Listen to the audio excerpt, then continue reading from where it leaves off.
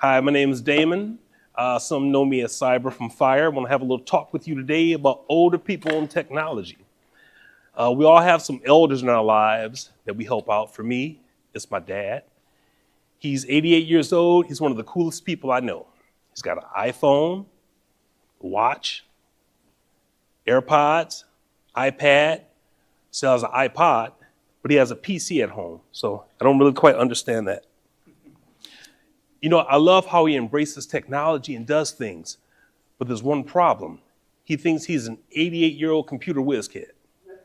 So he doesn't hack anything, he doesn't write programs, but he's always clicking on things he's got no business clicking on. Right, James? Yeah.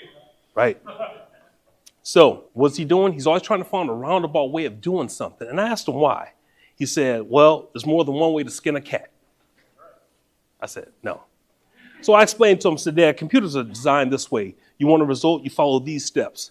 So he nods like he agrees. And then he says, a poor mouse only has one hole to run into.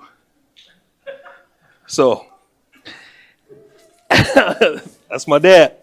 Some of the computer challenges are from him messing around and just trying to be advanced, but I think some of them are from him being older. And it's hard for an older person. You know, he's got the Ring doorbell. He's got some app on his phone, make the garage door open and go up and down. He got the cord, so he streams. You know, that's just a lot for anyone to keep up with, let alone an older person. You know, and as Amy said, where's Amy? She left. But yeah, older people, the elders are under attack. They really are. You know, and can you imagine? So there's phishing scams, text, emails, deepfakes, those things. That's the most vulnerable part of our society. And that's what they're going after. So whenever I find myself getting impatient, I have to remember that he was on this earth before air conditioning was in cars, before television was readily available. The only way to get any news was from a newspaper or radio, and before cell phones, of course. So no cell phone. The handheld calculator wasn't available till the 1970s. He was in his 40s at the time. So what do we expect from our parents or grandparents or the elders?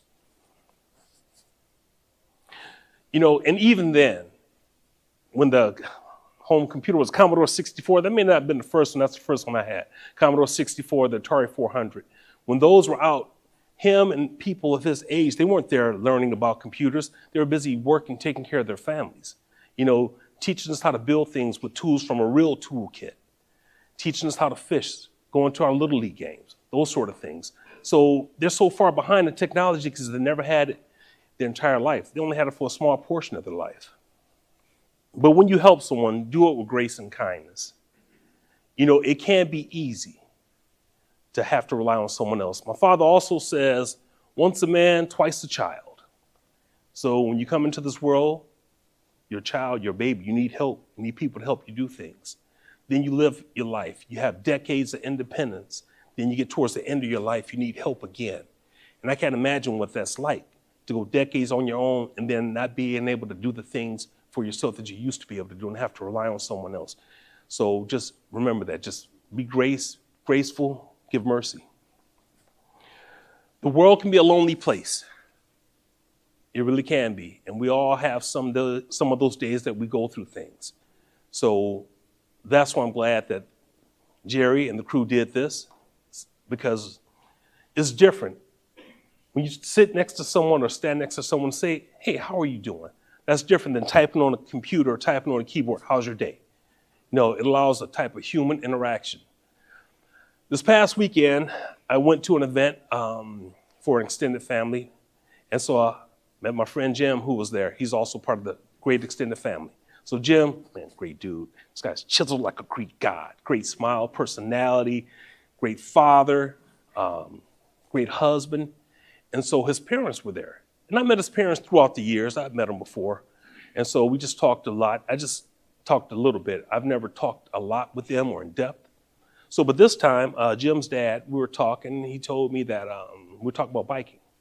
And I haven't done much of it this year, but he told me that he just started, he got a late start for the season. So about a month ago, he's already biked 500 miles. This guy's in his 60s. That's impressive for anyone. So, you know, as we continue to talk, We talk about, I see him eating with his left hand. That's what it was. He's eating cake, birthday cake. It's a birthday party. And so I say, oh, you're a lefty, southpaw. He says, yeah. And so he tells me that when he was younger, he learned to play guitar, but it was hard finding a left-handed guitar. And so I'm thinking, oh, so that's why Jim got his love of fitness and his health and learned to play guitar from his dad, because his dad was there. So as we continue to talk, we talked about left-handed guitar players. So you got Jimi Hendrix, you got Paul McCartney, which opened up another conversation about the Beatles. And he tells me that the Beatles, some new technology was made recently, and so the Beatles re-released their catalog. It was remastered. That's the word I'm looking for. So it was remastered. And he said there are things in the songs that you couldn't hear before, but you can hear now. You figure those recordings are over 60 years old. So I'm like, cool. So we had a great conversation about that. A little bit later, I feel a tap on my shoulder. He says, hey, you want to go out to my car and listen to some songs? I'm like, let's go listen to some songs. Of course I do. So we stayed out there maybe close to an hour, listening to tracks, listening to tunes, but basically sitting there bonding. You know, I'd known him for years, but the most we had done was exchange pleasantries. We just never had a conversation. And so that was a special moment to me. I'm not sure if it's special to him, but for me it was a special moment because I stood next to someone and say, hey, how are you doing? And that's what that spurred from. Being kind. Being kind costs nothing, and helping people costs very little. If you have knowledge, if you have information, man, go to the Boys and Girls Club or your local church or library. Give a free talk to help someone. Go to a senior facility. Teach them about online safety. It'll mean the world to them. It's just a little bit from us that we have to give. Recently, I did some work on my dad's computer. He had some pop-ups going on and other things like that. So I took care of it.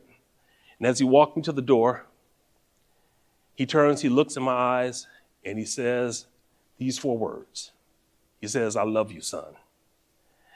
And let me tell you about the significance of those words in that moment.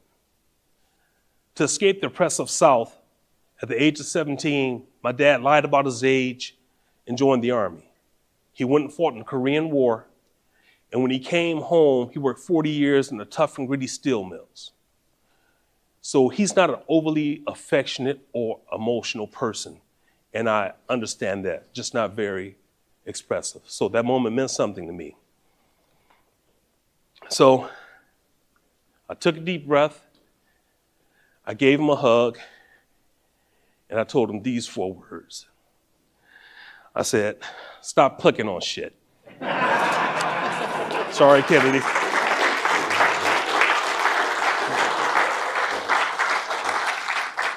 Thank you.